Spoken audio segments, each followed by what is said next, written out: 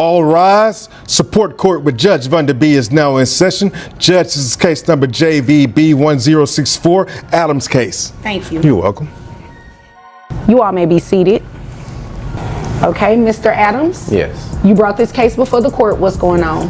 Well, Your Honor, I've decided that I need a little more money a month with the child that we have, so that's why I'm here.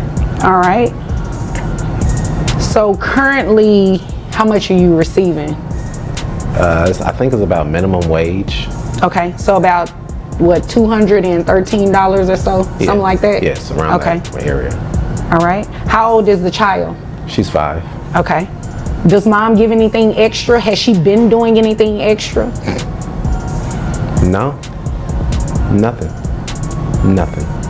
Okay. Nothing. So how did you all get to this point? She's on minimum wage child support. Was she working previously? She was working previously, and then she quit the job, I want to say. I can't really get that backstory out of her. But we had to separate, Your Honor. I couldn't do it anymore. You couldn't do what anymore? I couldn't be with her. She started to get very just abusive. For what it is, my breaking point, she went upside my head because I couldn't put her food in the microwave. Oh, wow. This lady did that? Your Honor, she looks so sweet. No, you darn near need to get the bailiff in here. I can't. She's very abusive. She can. Did he really just say that? She hit him because he didn't heat up her food. That's not just petty. That's a massive red flag. Domestic violence is never okay, no matter who's involved. The entire courtroom is in shock, and even the judge seems taken aback. But here's where things take a turn. She later admits she was off her medication at the time. So, was this just an isolated outburst, or is there a deeper pattern of behavior? Let's break it down and take a closer look at what really happened. Upside his head. I just want to make sure you don't try to go upside mine. It was a rough day that day. Your Honor, I'm diagnosed bipolar, and I was just having a really rough day. And our child, she was just really just crying all day, and I just needed a little bit of help. And he was just saying he couldn't help me at home, and so that's why I just kind of acted out. Oh, okay. So it was an isolated incident? Huh? Was it an isolated incident? I'm sorry, when she get her foot going like that, The judge leaned forward, eyes sharp with caution. No sudden moves, right? You're not going to throw anything at me, are you? Good. Because he claims you hit him, and I want to make sure you don't get any ideas about doing the same to me. The tension in the room was heavy, every word measured. She took a deep breath before speaking. It was just a really rough day, Your Honor. I have bipolar disorder, and I was struggling to manage my emotions. Our child wouldn't stop crying, and I felt overwhelmed.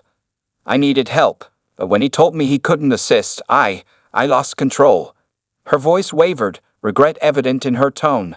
A long pause filled the courtroom. I'm sorry, Your Honor. She let out a nervous chuckle, shifting uncomfortably. From the other side, he hesitated before muttering. When she gets going like that, I don't know. His voice trailed off, leaving the room in silence. Gone upside your head numbers of times? Numbers, dozens. It's because he let my medication, I was off my medication, and he said he couldn't pay for it because it was too expensive, but I'm back on my medication now, and he said we were going to try and work things out. I still love him. I mean, look at him. He's a fine-looking man, and I love our child. And he's a nice-looking guy. I really want to work it out. And The situation takes an even more complicated turn here. She openly admits to having bipolar disorder and acknowledges that missing her medication led to an outburst. Mental health struggles are undeniably real, and managing them can be incredibly challenging. But the question remains, does that excuse physical violence? The law is clear. Being off medication does not grant a free pass to lash out. While courts do consider mental health factors, their primary concern is safety, especially when a child is involved. And here's the key issue. This wasn't an isolated incident.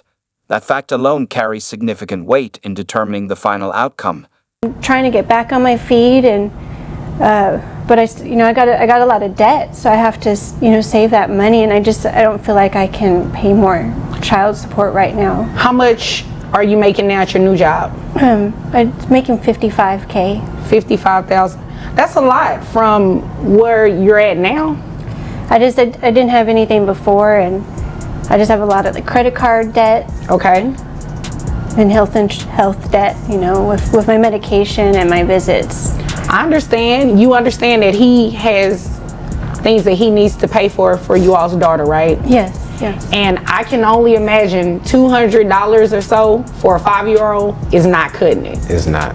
You understand that, right? Yes, Your Honor. So it's only fair that your child support is increased because your income has changed and you have the means now to support your daughter a little bit better.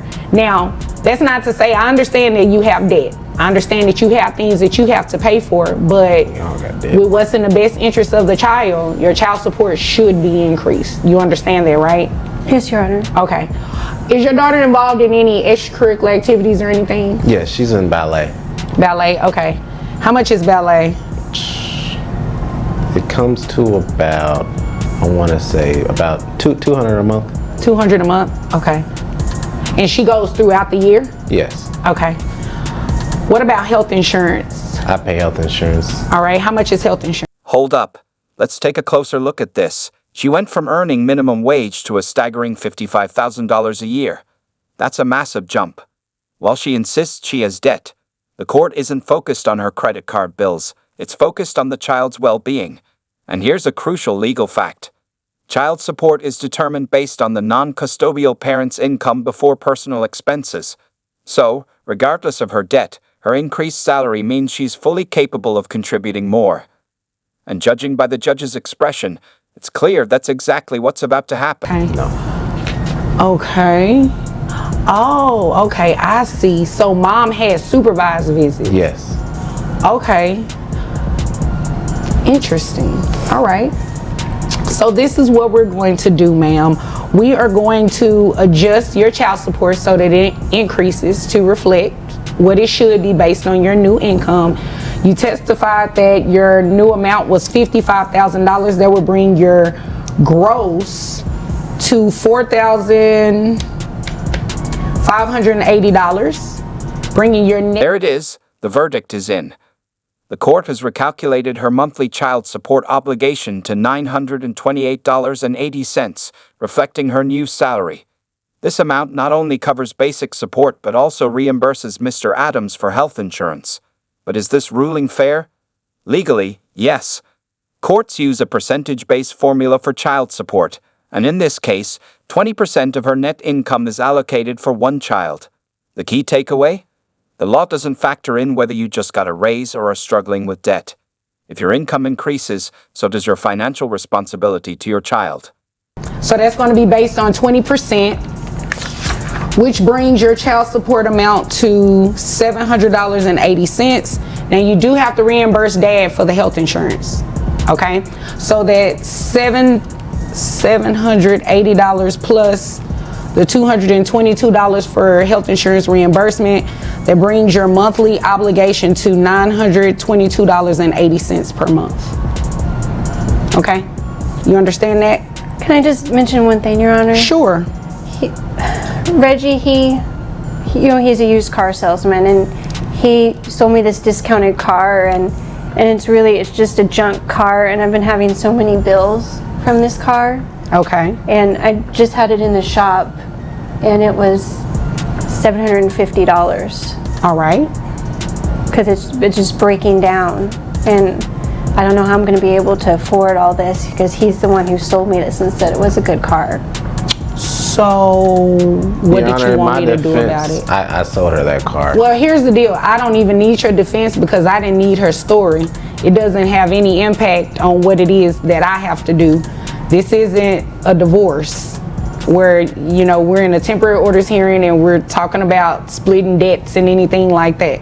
So it's irrelevant to what we're doing here today. However, you have to take care of that expense. That's how you're going to have to handle it. And if the two of you have an issue that ends up having to result in litigation, that'll be done in a different court. Okay? So as of today, your child support has been increased to $922.80. Do you have any questions? No, Your Honor. Okay, do you have anything further?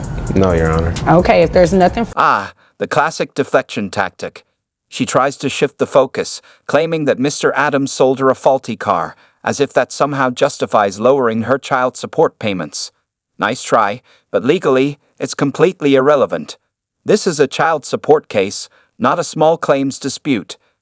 The judge doesn't entertain the distraction for a second and swiftly shuts it down. Next voice, and just like that, the case is closed. The judge has officially ruled to increase the mother's child support payments to $922.80 per month, ensuring the child gets the financial support they need. As for her complaints about the car, dismissed as irrelevant. The biggest takeaway? The court always puts the child's best interests first. Personal debt, drama, or past conflicts won't change that. Now, we want to hear from you. Was this ruling fair? Should the father have pushed for even more support? Drop your thoughts in the comments. And if you found this case as wild as we did, don't forget to like this video, subscribe for more courtroom drama, and hit that notification bell so you never miss a case.